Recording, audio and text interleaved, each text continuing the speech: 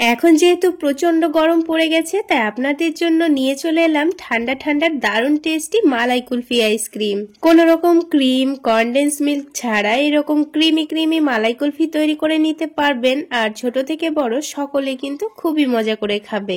আর টেস্টটা কিন্তু দোকানের থেকেও কোনো অংশে কম হবে না, এতটাই টেস্টি হয়। তো বন্ধুরা, রেসিপিটি না টেনে সম্পূর্ণ দেখতে থাকুন, আশা করছি আপনাদের অনেক ভালো লাগবে। তো আইসক্রিমটা তৈরি করে নেওয়ার জন্য আমি এখানে প্যানের মধ্যে সামান্য পরিমাণ পানি দিয়ে দিচ্ছি। এবার এখানে হাফ লিটার মতো দুধ দিয়ে দেব। প্রথমে পানিটা দিয়েছি কারণ দুধটা জাল করার সময় নিচে থেকে লেগে যাবে না। এখানে দুধটা আগে থেকে জাল করে একটু ঘন করে নিয়েছিলাম, আবার ওই দুধটাকে একটু ভালোভাবে ফুটিয়ে নেব। তো বন্ধুরা, আপনারা যদি এখানে কাঁচা দুধ নিয়ে থাকেন তাহলে দুধটাকে একটু সময় নিয়ে জাল করে ঘন করে নিতে হবে। এবার দুধটা জাল করতে দিয়ে গ্যাসের ফ্লেমটা লোতে রেখে দিয়ে এদিকে আরো একটি কাজ করে নেব। তো আমি এখানে কয়েকটা কাজু বাদাম নিয়েছি, অল্প একটু পেস্তা বাদাম নিয়েছি আর কাঠবাদাম নিয়েছি। এবার এই বাদামগুলোকে আমি কিছুক্ষণের জন্য ভিজিয়ে রাখবো। তো ভিজিয়ে রাখার জন্য আমি এখানে গরম পানি দিয়েছি। আপনারা যদি অনেকক্ষণ ভিজিয়ে রাখতে চান তাহলে ঠান্ডা পানিতেও ভিজিয়ে রাখলে হবে। তো আমি অল্প সময় ভিজিয়ে রাখবো, তাই গরম পানি দিয়ে দিয়েছি। এতে করে কাঠবাদামের খোসাগুলো খুব সহজেই ছাড়ানো যাবে। তো এরই মধ্যে আবারও একটু দুধটাকে ভালোভাবে নাড়াচাড়া করে নিচ্ছি। দুধটাকে আরো একটু ভালোভাবে জাল করে ঘন করে নেব। আর গ্যাসের ফ্লেমটা মিডিয়ামে রেখে দুধটা জাল করে নিলে দেখবেন খুব অল্প সময়ের মধ্যেই দুধটা ঘন হয়ে যাচ্ছে। আর এই দুধের চারিদিকে যে সরটা পড়ছে সেটা একটু চামচ দিয়ে আমি বারবার করে নাড়াচাড়া করে দিচ্ছি, যাতে এই সরটা দুধের সঙ্গে খুব ভালোভাবে মিশে যায়। তো আবারও আমি গ্যাসের ফ্লেমটা লোতে রেখে দিয়ে এদিকে আমি যে ড্রাই ফ্রুটসগুলো ভিজিয়ে রেখেছিলাম সেগুলোর খোসাটা ছাড়িয়ে নেব। তো এখানে শুধু কাঠবাদামের খোসাটা ছাড়িয়ে নিতে হবে। তো দেখুন, গরম পানিতে ভিজিয়ে রাখার কারণে কিন্তু খোসাটা খুব সহজেই ছাড়ানো যাচ্ছে। তো কাঠবাদামের খোসাগুলো ছাড়িয়ে নেওয়ার পর এবার এগুলোকে আমি মিক্সিং জারের মধ্যে দিয়ে দেব। আর এখন এর মধ্যে দিয়ে দেব একটা ছোট বাটি মেপে হাফ বাটি পরিমাণ দুধ, চাইলে আপনারা পানিও দিতে পারেন। আর তার সাথে দিয়ে দিচ্ছি 1 টেবিল চামচ পরিমাণ কাস্টার্ড পাউডার। আর বন্ধুরা, আপনাদের হাতের কাছে যদি কাস্টার্ড পাউডার না থাকে সেক্ষেত্রে আপনারা এখানে কর্নফ্লাওয়ার অথবা গুঁড়ো দুধ দিয়ে দেবেন। এবার একটু ফ্লেভারের জন্য একটা এলাচ দিয়ে দিয়েছি।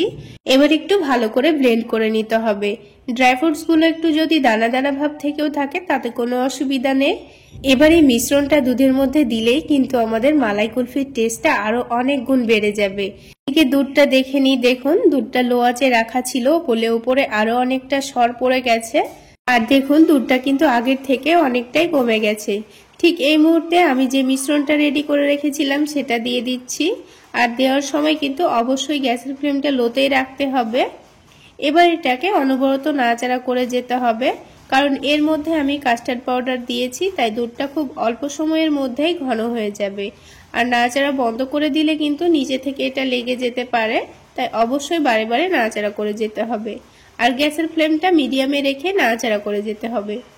আর বন্ধুরা, আপনারা হয়তো লক্ষ্য করেছেন আমি এই দুধের মিশ্রণের মধ্যে কিন্তু এখনো পর্যন্ত চিনি দিইনি। তো আমি এখানে একটু অন্যরকম পদ্ধতিতে চিনি দিয়ে দেব, তাহলে এই আইসক্রিমের টেস্টটা দোকানের থেকে কোনো অংশে কম হবে না, খেতে ভীষণ মজার হবে। তো আবারও আমি 2 মিনিট এই দুধটাকে জাল করে একটু ঘন করে নিয়েছি। এবার এটাকে নামিয়ে রেখে দিচ্ছি।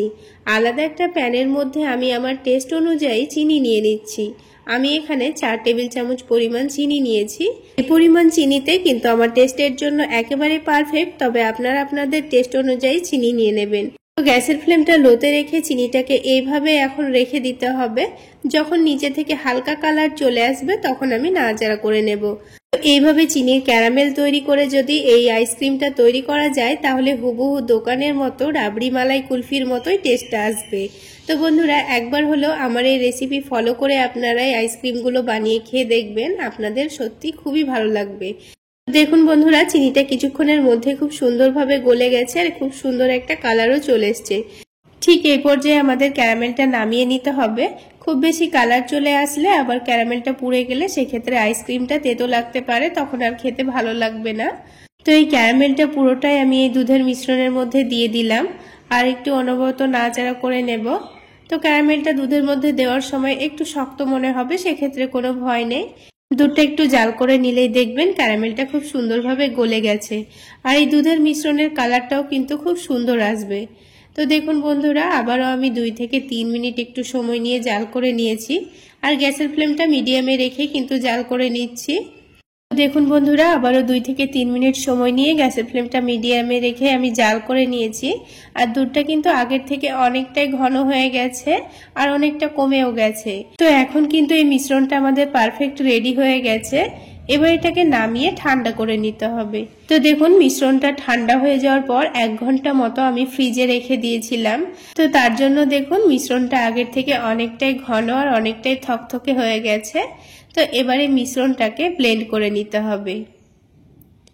তো দেখুন মিশ্রণটা কিন্তু খুব সুন্দরভাবে আমি ব্লেন্ড করে নিয়েছি। এবার একটু কাছ থেকে আপনাদের চামচ দিয়ে তুলে দেখিয়ে দিচ্ছি। দেখুন কত সুন্দর একটা ক্রিমি টেক্সচার চলে এসছে। আইসক্রিম তৈরি করার পর কিন্তু একটুও বরফ ভাবটা থাকবে না, একেবারে মুখে দিলে মিশে যাবে, খেতে এতটাই টেস্টি হবে। এবার এই আইসক্রিমগুলো বসানোর জন্য আমি এখানে একটা ছোট সাইজের মোল্ড নিয়েছি। আপনারা মোল্ড ছাড়াও যে কোনো গ্লাস বাটিতেও এই আইসক্রিমটা জমাতে পারবেন। এবার আমি অল্প অল্প করে মিশ্রণটা মোল্ডের মধ্যে দিয়ে দিচ্ছি। তাহলে বন্ধুরা, আজকের এই মালাই কুলফি আইসক্রিম আপনাদের যদি ভালো লেগে থাকে তাহলে অবশ্যই একটা লাইক শেয়ার করে দেবেন। আর আমার এই সহজ রেসিপিগুলো যদি ইউটিউব চ্যানেল থেকে দেখে থাকেন চ্যানেলটি সাবস্ক্রাইব করে দেবেন, আর ফেসবুক পেজ থেকে দেখে থাকলে পেজটি ফলো করে দেবেন। তো অল্প একটু মিশ্রণ বেঁচে গেছিল, সেজন্য আলাদা একটা ছোট আইসক্রিমের পাত্রে আমি এই মিশ্রণটা ঢেলে দিলাম। এবার এখানে আমি ফয়েল পেপার দিয়ে এই মোল্ডটাকে ঢেকে দিচ্ছি। আপনারা চাইলে মোল্ডের মধ্যে যে আইসক্রিমের কাঠিগুলো দেওয়া থাকে সেগুলোই ব্যবহার করতে পারেন। তো আমি এখানে দোকানের মতোই দেখানোর জন্য আলাদা কাঠি ব্যবহার করব, সেই জন্য এখানে ফয়েল পেপার দিয়ে দিয়েছি। তো এবার একটা একটা করে কাঠিগুলো রেখে দেব। তো সবগুলো কাঠি দেওয়ার পর এটাকে আমি 6 থেকে 7 ঘন্টা মতো ডিপ ফ্রিজে রেখে দেব, তাহলে কিন্তু খুব সুন্দর আইসক্রিমটা জমে যাবে। আর এইদিকে যে পাত্রে আমি মিশ্রণটা দিয়েছি তার মধ্যে একটু সৌন্দর্য দেখানোর জন্য অল্প করে একটু কাঠবাদাম কুচি আর পেস্তা বাদাম কুচি দিয়ে দিয়েছি। তারপর ঠিক একইভাবে ফয়েল পেপার দিয়ে এটাকেও আমি 6 থেকে 7 ঘন্টা মতো ডিপ ফ্রিজে রেখে দেব। তো 7 ঘন্টা পর আমি আইসক্রিমগুলোকে বার করে নিয়েছি, আর খুব সুন্দরভাবে কিন্তু জমেছে। তো দেখুন, এবার আমি আইসক্রিম মোল্ড থেকে আইসক্রিমগুলো আপনাদের বার করে দেখিয়ে দিচ্ছি। এগুলো বার করে নিয়ে সাথে সাথেই কিন্তু বার করতে যাবেন না, তা না হলে আইসক্রিমগুলো ভেঙে যেতে পারে। তো আলাদা একটা পাত্রের মধ্যে আমি অল্প একটু পানি নিয়েছি, 2-1 মিনিট মতো রেখে এই মোল্ডটাকে তুলে নিতে হবে। তারপর দেখুন কত সুন্দরভাবে আইসক্রিমটা উঠে আসছে। এবার আইসক্রিমগুলোকে আমি একটু বরফের ওপর রেখে দিচ্ছি, তাহলে আইসক্রিমটা গলে যাবে না। তো যেহেতু আমি আপনাদের ভিডিও করে দেখাচ্ছি তাই আমি বরফের ওপর রেখে দিচ্ছি। আপনারা বরফের ওপর না রেখে এমনি বার করে খেয়ে নিতে পারবেন। এবার এই আইসক্রিমগুলোকে একটু দেখার সৌন্দর্যের জন্য আমি 2টো পেস্তা বাদাম গ্রেট করে দিয়ে দিচ্ছি। এটা সম্পূর্ণ অপশনাল, দেখার সৌন্দর্যের জন্য দিয়েছি। এবার একটু চামচে করে আইসক্রিমটা আমি আপনাদের তুলে দেখিয়ে দিচ্ছি। দেখুন কতটা ক্রিমি হয়েছে। আইসক্রিমের মধ্যে দেখুন একটুও কিন্তু বরফ ভাব নেই, খেতে ভীষণ টেস্টি।